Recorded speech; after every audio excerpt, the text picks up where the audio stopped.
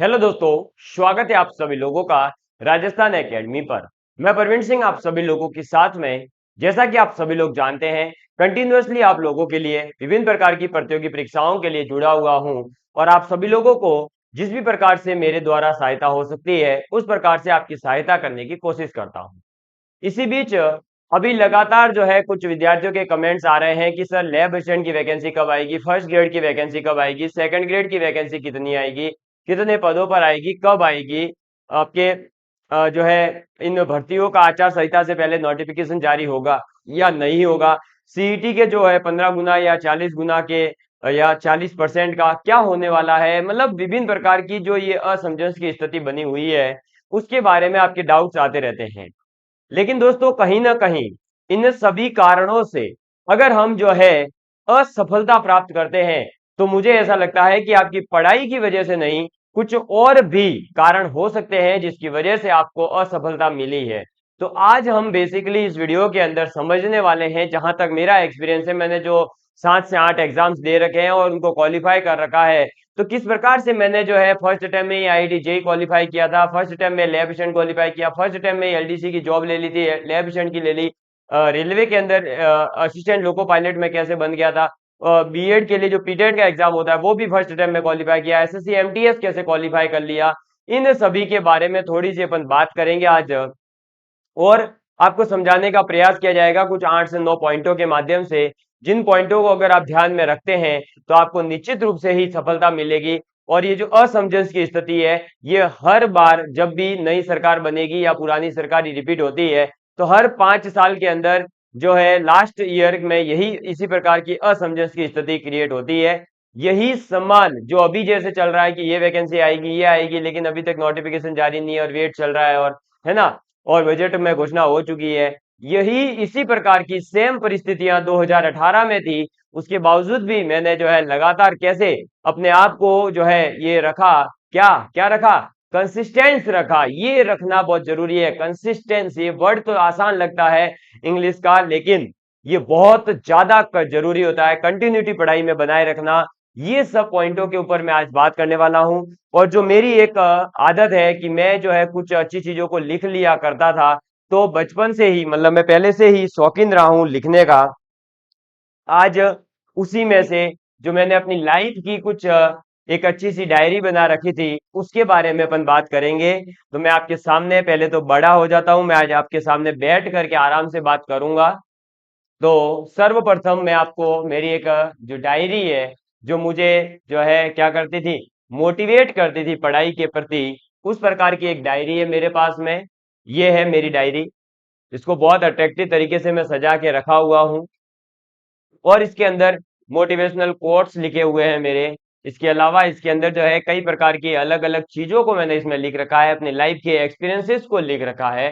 तो आज मैं आपके साथ में इस वीडियो के अंदर जो मेरी असफलता के कारण है इसके अंदर वो भी मैंने लिखे हैं। हमें जो असफलता मिलती है वो क्यों मिलती है, ठीक है, तो वो मैं आपके साथ में डिस्कस करूंगा। उससे पहले एक छोटी सी 4 लाइनें हैं कि सपने देखो और उसे पूरा कर दिखाओ, अपनी तमन्नाओं के पर फैलाओ, चाहे लाख मुसीबतें रास्ता रोके तुम्हारा, चाहे लाख मुसीबतें रास्ता रोके तुम्हारा, उम्मीदों के सहारे आगे बढ़ते जाओ, उम्मीदों के सहारे आगे बढ़ते जाओ।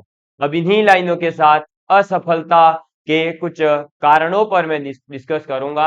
बकायदा मैंने लिखे हुए हैं, ऐसा मत मानिएगा कि मैं ऐसे ये डायरी में जो है ये काफी पहले लिखे हुए हैं। 2017 में ये मैंने कारण लिखे थे जब मैं आईआईटी एडवांस के अंदर जो है क्वालिफाई नहीं कर पाया था। अब उन्हीं कारणों को आज के प्रोस्पेक्ट में आपके साथ में डिस्कस करना चाहूंगा। सबसे पहला जो पॉइंट है, आप सभी लोग इसके नोट्स भी बना सकते हैं यानी नोट डाउन कर सकते हैं। सबसे पहला पॉइंट है कि सिलेबस का जो है ज्ञान नहीं होना। देखिए आपको सिलेबस जो है उसका नॉलेज होना बहुत ज्यादा जरूरी है। आपका पाठ्यक्रम क्या है ये अगर आपको नहीं पता है तो आप सफलता प्राप्त करने में पीछे रह जाएंगे बाकी विद्यार्थियों की तुलना में। क्योंकि जो सिलेबस होता है, जो पाठ्यक्रम होता है, उसी की बदौलत, उसी को समझ करके, उसके अंदर जो चीजें दे रखी है उन्हीं को पढ़ करके हमें सफलता मिल सकती है। क्योंकि जो हमारा पेपर आएगा वो पेपर पूरी तरह से उसी सिलेबस के अंदर से बनाया जाएगा। प्रोफेसर्स वगैरह जो भी पेपर बनाएंगे वो उसी सिलेबस को देख करके उसके अंदर एक एक पॉइंट दे रखा होगा, उस पर बेस्ड क्वेश्चन पूछा जाएगा। हम क्या कर रहे हैं, लेकिन हम सिलेबस को अभी नहीं पढ़ रहे हैं, हम उसके ऊपर ध्यान ही नहीं दे रहे हैं। हमारा टारगेट अभी क्या है, बस कि वैकेंसी आ जाए, वैकेंसी आ जाए। तो वैकेंसी तो आ जाएगी, वैकेंसी हर साल आती है, पिछले कई सालों से आ रही है और आगे भी कई सालों तक ये भर्ती आती रहेगी। लेकिन चयन केवल उन विद्यार्थियों का होता है जो निश्चितता के साथ में, अपने डिटर्मिनेशन को बनाए हुए, कंसिस्टेंसी के साथ में, अपनी शिद्दत के साथ में पढ़ाई को जारी रखते हैं। तो सर्वप्रथम मैंने बता दिया, पहला पॉइंट सिलेबस का ज्ञान होना चाहिए आपको। हर एक एलडीसी हो, सेकंड ग्रेड मैथ्स हो, लैब असिस्टेंट हो, फर्स्ट ग्रेड मैथ्स हो, इन सभी का सिलेबस मैंने अपने यूट्यूब चैनल पर पूरा डिस्कस कर रखा है, पॉइंट वाइज पॉइंट बता रखा है कि किससे क्या क्वेश्चन पूछे जा रहे हैं। तो पहले उसे समझें और उसके बाद में आगे तैयारी करें। प्रिंटेड आपके पास में सिलेबस होना चाहिए। मेरे पास में, मैं चाहे किसी वैकेंसी की प्रिपरेशन करवाऊं नहीं करवाऊं, मैं फॉर्म फिल करूं नहीं करूं, मेरे पास हर एक वैकेंसी का सिलेबस रहता है। और उसका कारण क्या है, उसका कारण यही है कि मेरे पास अगर सिलेबस होगा तो मुझे ये पता रहेगा कि मुझे जो है किस प्रकार से आगे तैयारी करनी चाहिए और किस किस प्रकार का सिलेबस चेंज होते जा रहा है, ताकि आगे भी अन्य भर्तियों में अगर कोई चेंज होने वाला होगा तो मैं उस चीज को पहले ही समझ जाऊंगा। अब ये चीजें ऐसे ही नहीं हो सकती, इन चीजों के लिए आपको लगातार मेहनत जारी रखनी पड़ेगी। क्लियर? एक सेकंड है ना, चलो। तो अब दूसरा कारण है आपका कि आपके पास में कंटेंट नहीं होता है। कंटेंट होता तो बहुत सारा है, लेकिन मैंने फिर भी बोला है कि कंटेंट नहीं होता है। सर क्या कारण? कंटेंट नहीं होने का मतलब है कि आपके पास में बहुत सारे अलग अलग यूट्यूब चैनल्स हैं, बहुत सारी किताबें हैं, बहुत कुछ है, लेकिन सही कंटेंट का भी चुनाव करना बहुत ज्यादा जरूरी है। जब तक आप सही कंटेंट का चुनाव नहीं करेंगे, आपका चयन होने से जो है आपको हर बार रोका जा सकता है। लेकिन अगर आपने कंटेंट को सही चुना है, कंटेंट में आपके दम है, एकदम एग्जाम के ओरिएंटेड है, शॉर्ट्स एंड क्लिप्स है, तो ऑब्वियस सी बात है कि आप जो है उस कंटेंट के माध्यम से सफलता जरूर प्राप्त करेंगे। आपको सफल होने से कोई नहीं रोक पाएगा, अगर अच्छा कंटेंट है, सही कंटेंट है। अट्रैक्टिव होना जरूरी नहीं है। आज के डिजिटल दौर में मैं देख रहा हूं कई लोग जो है नोट्स के अंदर मीम्स वगैरह ऐड किए गए हैं, कई अट्रैक्टिव बना रहे हैं, कलरफुल बना रहे हैं, ठीक है, वो आप करिए। लेकिन ज्यादा जरूरी है कि हमारे पास कंटेंट तो हो, बेस्ट कंटेंट हो, चाहे ब्लैक में ही लिखा हुआ हो, ब्लैक कलर से ही लिखा हुआ हो, केवल व्हाइट पेज पर ब्लैक शब्द ही प्रिंट किए गए हो, लेकिन वो शब्द भी हमारे अगर काम के हैं तो हमारे जरूरत है। अदरवाइज तो चाहे कितना ही कलरफुल बना लो, चाहे कितनी ही जो है डिजिटल पीडीएफ क्रिएट कर लो, कि हम पीडीएफ पे क्लिक करें, हमारे टेलीग्राम चैनल खुल जाएगा, पीडीएफ पे क्लिक करो, आपके क्वेश्चन का एक्सप्लेनेशन यूट्यूब पर आ जाएगा। लेकिन वो सब चीजें कब काम की है, जब वो कंटेंट ही हमारे एग्जाम के ओरिएंटेड हो। समझ में आई बात? इसके बाद तीसरी चीज, हर व्यक्ति हर व्यक्ति 100% के पीछे भागता है। ये देखिए मैंने यहां लिखे हुए बकायदा, 100% के पीछे नहीं भागे, क्योंकि 100% प्राप्त करना तो लगभग नामुमकिन है। चाहे वो सिलेबस की बात हो, चाहे अपने लाइफ के अंदर हो, कि आप 100% सेटिस्फाई हो जाए, आपको 100% आपको सफलता मिल जाए, ये तो हो नहीं सकता। आपको 100% के पीछे नहीं भागना है। आप सिलेबस उठाएं और सिलेबस के बाद में प्रीवियस ईयर की कट ऑफ्स को भी जरूर देखें। प्रीवियस ईयर की अगर कट ऑफ 70-80% गई है तो आप भी 85-90% की ही तैयारी करें। 10% कंटेंट को आप छोड़ सकते हैं। ये नहीं कि आप उस 10% के कंटेंट के लिए जो 90% तक की कट ऑफ गई थी वो कंटेंट छोड़कर चले गए, तो आपका चयन नहीं होगा। तो हमेशा आप जो है अपने बेस्ट की तरफ भागे। सर्वप्रथम आप वैकेंसी के अंदर सिलेबस को डाउनलोड करें, सिलेबस की प्रिंट निकालकर उसमें से जो अपने काम की सब्जेक्ट है, जो आपको लगता है कि इस सब्जेक्ट को तो मैं खुद कवर कर लूंगा, मेरी स्ट्रांग है, क्योंकि हर एक विद्यार्थी की कुछ न कुछ जो है एक आधी सब्जेक्ट या एक आधा टॉपिक तो अच्छा होता ही है। तो वो कम से कम उस अच्छे टॉपिक को पहले बाहर निकाले और उसको पहले तो पढ़ लेवे, क्योंकि उसको पढ़ना भी जरूरी है। हम कई बार ये सोच लेते हैं हमारा टॉपिक ये अच्छा है, हमारा ये पोर्शन अच्छा है, मेरी मैथ्स अच्छी है, मेरी साइंस अच्छी है, मेरी जीके अच्छी है, तो मैं इसको तो छोड़ ही देता हूँ, बस आगे तैयारी करूँ। जैसे लैब असिस्टेंट वाले विद्यार्थी कर रहे हैं। लैब असिस्टेंट वाले विद्यार्थी क्या कर रहे हैं? लैब असिस्टेंट वालों को लग रहा है कि हमने केवल और केवल क्या करना है, तो हमें केवल और केवल हमारे जीके का पोर्शन तो कंप्लीट है। क्या है? जीके का पोर्शन तो कंप्लीट है बोले, हमें तो बस सर साइंस जो है वो करनी है। और कई विद्यार्थी ऐसे हैं कि भाई हमारे तो साइंस सर कंप्लीट है। क्या है? साइंस कंप्लीट है, हमारे को केवल जीके करना है। ऐसा नहीं हो सकता। कभी भी आप ये तो मत ही कहिए कि आपका जो है ये पोर्शन कंप्लीट है, क्योंकि कंप्लीट तो कोई चीज होती ही नहीं है। तो सबसे पहले तो आप जो है उस चीज को अच्छे से समझें, अपना एरिया डिसाइड करें कि ये सब्जेक्ट तो मैं अच्छे से तैयार कर लूंगा। जैसे एलडीसी में है, अब एलडीसी के अंदर आपको पता है कि सेकेंड पेपर में दो है सब्जेक्ट, हिंदी और इंग्लिश, और पहले सब्जेक्ट में तीन है मेजर पोर्शन। तो टोटल हो गए 5 पोर्शन अपने पास जीके के। कितने पोर्शन है एलडीसी के तैयारी के लिए? 5 पोर्शन है अपने पास। क्या पांचों की पांचों पोर्शन आपके 100% तैयार है? अगर आपकी एलडीसी की वैकेंसी आज घोषित होती है और अगले 1 महीने में एग्जाम होता है, क्या आपका ये पांचों के पांचों पोर्शन तैयार है? नहीं। मैं दावा कर सकता हूं इस यूट्यूब के वीडियो के माध्यम से कि अगर कोई विद्यार्थी ये कह दे कि हाँ सर, मेरा जो है अगर आज एग्जाम हो जाए, आज अभी, तो मैं जो है 100% सर स्कोर करूंगा और मेरा सिलेक्शन हो जाएगा। है क्या कोई विद्यार्थी? अगर ऐसा कोई हो जो ये दावा या इस चैलेंज को एक्सेप्ट करता है, तो वो जरूर मेरे से जो है इस वीडियो के माध्यम से कमेंट करके जुड़े। मैं उस विद्यार्थी को जो है मेरे यहाँ पर मेरा ये यूट्यूब चैनल उसके नाम कर दूंगा। बोलो। लेकिन फिर पेपर जो है मैं दूंगा उसको एलडीसी का बनाकर, उस पेपर को वो क्वालिफाई करके दिखाए तब, क्योंकि पेपर किसी भी लेवल का आ सकता है ना एलडीसी का। तो ऐसे झूठा दावा नहीं चलेगा, सच्चा दावा होना चाहिए, ये बात भी यहाँ पर ध्यान देने योग्य है। तो 100% के पीछे नहीं भागे, आप अपने बेस्ट कोर जो है अपना जो पोर्शन है उसको तैयार कर ले हुए। उसके बाद में जो आपका डिफिकल्ट पोर्शन है उसको धीरे धीरे धीरे तैयार करें। अभी आपके पास समय है, आप इंग्लिश को तैयार करिए, हिंदी को तैयार करिए, आपकी जीके में पकड़ बनाइए, आप साइंस और मैथ्स की प्रैक्टिस करिए, क्योंकि साइंस और मैथ्स के अंदर जितनी ज्यादा प्रैक्टिस होगी उतने ज्यादा नए क्वेश्चन देखने को मिलेंगे, उतना ही ज्यादा आपको कंटेंट सीखने को मिलेगा। इसके बाद में चौथा पॉइंट जो आप सभी लोग कर रहे हैं, केवल और केवल भर्ती का इंतजार करना। क्या भर्ती के इंतजार करने से भर्ती आएगी? नहीं। क्या यूट्यूब पर मेरे जैसे चैनल्स के माध्यम से वीडियो देख देख लेने से क्या आपका चयन हो जाएगा या वैकेंसी आ जाएगी? नहीं।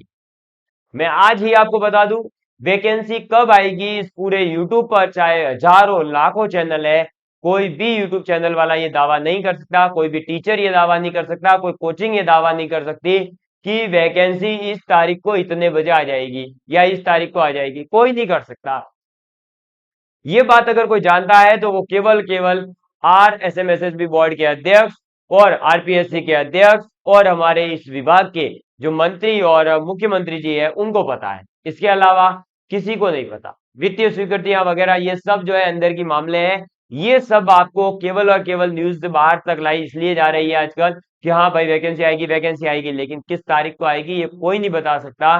तो प्लीज इस टाइप के जो है आप हजारों वीडियोस देख लेने से भी कुछ नहीं होने वाला। इससे केवल और केवल जो है आपका समय व्यर्थ होगा और आगे वाले का समय इस वीडियो को बनाने में लगा है उसका उसको पैसा मिल जाएगा। सीधी सी बात तो है ये। ठीक है? तो इस चीजों को ढूंढ ढूंढ के अपनी पागलपंती नहीं करें।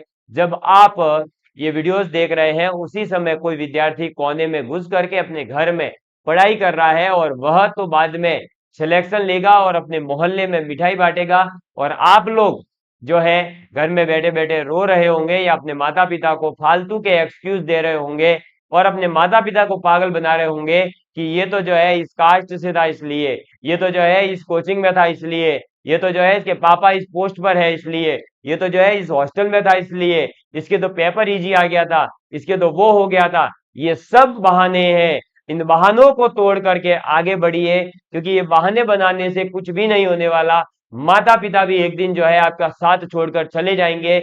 उसके बाद जब आप पछताओगे, जब आप अपने बेटों को नसीहत दे रहे होंगे कि बेटा पढ़ ले, मैं पछता रहा हूं, तो हो सकता है कि आपका बेटा भी आपकी बात नहीं माने, क्योंकि वो भी ये सोचेगा कि मेरे पापा ने जो है जिंदगी गुजार ली, मैं भी गुजार लूंगा। समझ में आई बात? तो इन चीजों से दूर उठिए और इन चीजों से ऊपर उठ करके सोचिए कि वैकेंसी तो कभी भी आ सकती है। हमें तो केवल जरूरत है तैयारी करने की, क्योंकि वैकेंसियां तो अभी तक बहुत सारी आई है। क्या आप अपना सिलेक्शन करवा पाए? क्या आप उस सिलेक्शन के लायक थे? नहीं थे। आप अपने खुद के एक कमरे में घुस करके मन से चिंतन करिए कि अभी तक जो आपने एग्जाम दिए हैं, क्या आपने वो सभी एग्जाम मन से दिए थे, पढ़ाई करके दिए थे? क्या आपने रियल में मेहनत करी थी? रात को 2-2 1-1 बजे तक जग करके क्या नोट्स बना करके आपने रिवीजन कार्य किया था? क्या एग्जाम से पहले आपका सिलेबस पूरा था? क्या आपने डिफिकल्ट सब्जेक्ट को समय दिया था? तो आपके मन से एक आवाज उठेगी, और वो आवाज होगी ये कि नहीं, तूने ये सब नहीं किया था, इसी वजह से तू लास्ट भर्तियों के अंदर असफल रहा है। लेकिन अब अगर आगे मेहनत करेगा और इन चीजों को नहीं होने देगा, तो निश्चित रूप से तू सफलता प्राप्त करेगा। तो सफलता प्राप्त करने के लिए इन बहानों को छोड़िए। मुसीबतें हजारों आएगी, लेकिन सफलता वही प्राप्त करेगा जो इन हजारों मुसीबतों को साथ में लेकर के चलेगा कि चलो तुम भी, सफलता के बाद तुम्हें भी भेज दूंगा दूर। समझ में आई बात? चलो आगे। सफलता का देखो दोस्तों, कोई शॉर्टकट नहीं है। पांचवा पॉइंट ये है, सफलता का कोई शॉर्टकट नहीं होता है। कोई कहते कोई कोई शॉर्टकट नहीं है। आप लाख गुना सोच ले हुए कि मैं ये कर लूंगा, वो कर लूंगा, मैं जो है 3 महीने में निकाल लूंगा, मैं मैथ की ट्रिक सीख लेता हूं, वो कर लेता हूं। आप जिनसे भी पढ़ते आ रहे हैं, जिनसे भी आपने ट्रिक विभिन्न प्रकार की पढ़ी हो, आप जाकर के पेपर उठाइए प्रीवियस ईयर के और उनके अंदर अप्लाई करिए। आपको दिखेगा कि एक भी क्वेश्चन ऐसा नहीं है जो ट्रिक से हो सकता हो। फिर क्यों हम उन ट्रिकों के पीछे भाग रहे हैं? क्योंकि हमारा क्या टारगेट है? टाइम पास करना।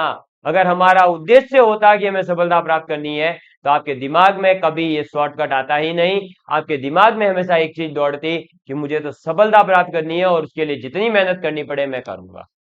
तो जो मेहनत कर रहा है वो तो आगे बढ़ रहा है, वो अभी भी लगातार पढ़ रहा है।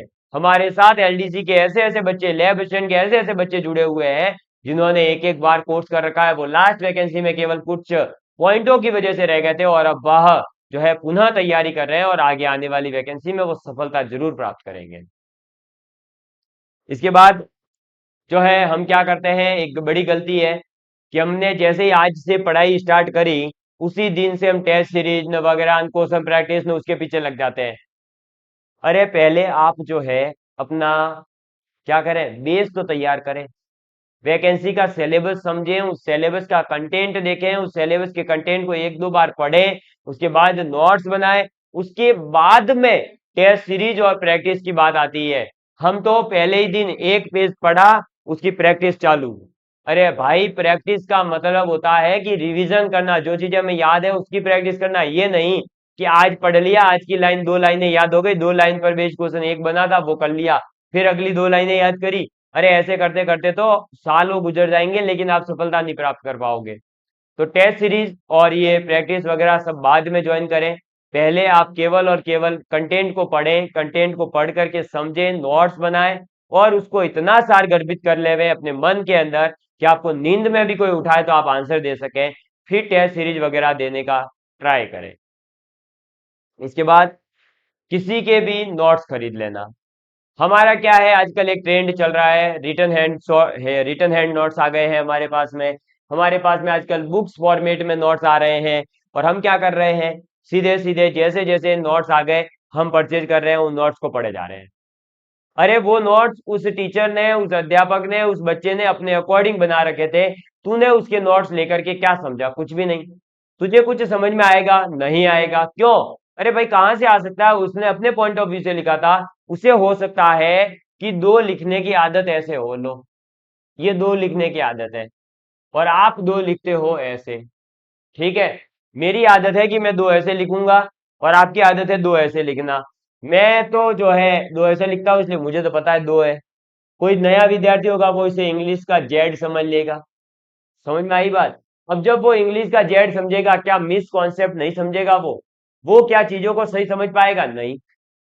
जब वो चीजों को सही समझ ही नहीं पाएगा तो एग्जाम में जब इस पर बेस्ड क्वेश्चन आ गया तो क्या वो कर पाएगा? नहीं। तो हमें किसी भी प्रकार से कहीं से भी डायरेक्ट नोट्स नहीं खरीदने हैं। नोट्स जो है नहीं खरीदने हैं। हमें खुद के नोट्स बनाने हैं, अपने नोट्स बनाने हैं, अपनी कॉपियां खराब करनी है, अपनी किताबों के अंदर घोट घोट के और पेनों को घिस घिस के हाथों से लिखना है। तब जाते हमें सफलता मिलेगी। इसके बाद हम क्या है कि ज्यादा सलाहकारों के बीच में भी है। कैसे? आज ऑनलाइन युग की वजह से हर कोई ऑनलाइन पर ज्ञान दे रहा है। चाहे जो है उसने उस एग्जाम को दिया हो नहीं दिया हो, लेकिन फिर भी क्या कर रहे हैं, हर कोई आजकल स्ट्रेटजी को लेकर के वीडियो बना रहा है। क्या कर रहा है? स्ट्रेटजी को लेकर के वीडियो बना रहा है कि इस एग्जाम की तैयारी ऐसे करो, ये करो, है ना। और हम क्या कर रहे हैं, उनसे मुफ्त में सलाह मिल रही है, फ्री की सलाह। और फ्री में जो चीज मिलेगी वो तो हम सबसे पहले अडॉप्ट करते हैं, है ना। बस पढ़ाई की चीज अगर फ्री में मिले तो वो हम अडॉप्ट नहीं करेंगे, लेकिन बाकी कोई भी चीज अगर हमें फ्री में मिल रही है तो हम उसे एक्सेप्ट करने में रहते हैं। जैसे कि सलाह। मैं एलडीसी सेलेक्टेड हूँ, मैंने आपसे कहा कि आप ऐसे ऐसे तैयारी करो।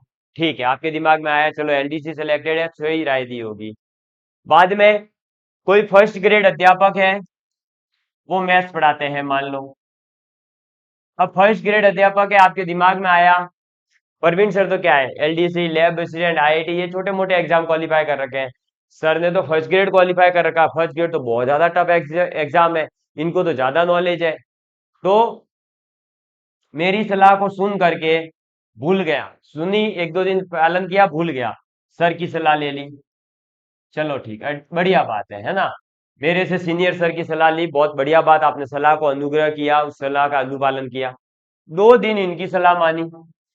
बाद में कोई आरएएस है, उन्होंने यूट्यूब पे कह दिया एलडीसी की तैयारी ऐसे करो, एलडीसी की ये टेस्ट सीरीज ज्वाइन करो। हमने जाकर के आंख बंद करके ये ज्वाइन कर लिया। तो भाई मैं यहाँ ये समझाना चाह रहा हूँ कि जो ये मुफ्त की सलाहें आपको बांटी जा रही है, और कुछ लोग जिन्होंने सिलेक्शन नहीं लिया है, कुछ भी नहीं किया है जीवन में, खुद ने एक एग्जाम क्वालिफाई नहीं किया है, लेकिन उनके क्या है, फॉलोवर ज्यादा है। अब फॉलोवर ज्यादा है तो फेमस है तो जो लोग ज्यादा फेमस है वो तो ज्यादा ज्ञानी है। ये तो हमारे यूट्यूब का एक कॉन्सेप्ट चलता है ना। तो हम क्या करेंगे, उनकी सलाहों पर अब चलने लग जाएंगे। अब उन्होंने हमें क्या कहा कि बेटा देखो ये सब फेल है, ये तो क्या है, ये तो प्रचार कर रहे हैं, ये तो पैसों के लिए है। मैं आपको एक नया सजेशन करता हूँ कि मेरा ये ऐप है, ये डाउनलोड करो। चलो भाई, इसको भी डाउनलोड कर लिया। मोबाइल के अंदर हमने 6-7 ऐप डाउनलोड करके भर दिए, और हम क्या कर रहे हैं, एक भी ऐप से नहीं पढ़ रहे, किसी की बात नहीं सुनी। लास्ट में जाकर के क्या हो गया, खिचड़ी बन गई है, और खिचड़ी में बढ़िया घी न शक्कर डाल करके हम खाए जा रहे हैं, और बढ़िया नींद कर रहे हैं। कोई किसी का लोड नहीं, बोले ये है तो है इसकी जगह, ये है तो ये इसकी जगह, ये इसकी जगह, ये इसकी जगह, मैं अपनी जगह, है ना। ये गलतियां मत करो, ये गलतियां मत करो, ये गलतियां मत करो। तो सर क्या करें, है ना। एक सेकंड पानी पी लूं पहले।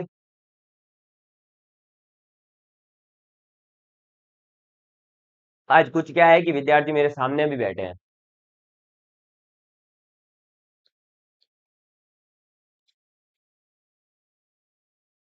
उनको भी मैं समझा रहा हूँ यही चीजें, है ना। देखिए, अब तो भाई सलाह जो है, देखिए सबसे पहले तो मेरा ये मानना, मैं अपने अकॉर्डिंग बता रहा हूँ, मैं हमेशा उसे फॉलो करता हूँ जिसने उस फील्ड में कुछ कार्य किया हो। जैसे कि अगर मुझे जब लैब असिस्टेंट की प्रिपरेशन करनी थी तो मैंने अपने सीनियर थे एक, उन्होंने लैब असिस्टेंट 2016 जो है क्वालिफाई कर रखा था। उनसे मैंने बात करी कि आप तैयारी कैसे कर रहे हो, क्योंकि मैंने 2016 वाला भी दिया था, क्वालिफाई किया, लेकिन उस टाइम पे अपन जो है एलिजिबल थे नहीं, अपन ने नहीं लिया।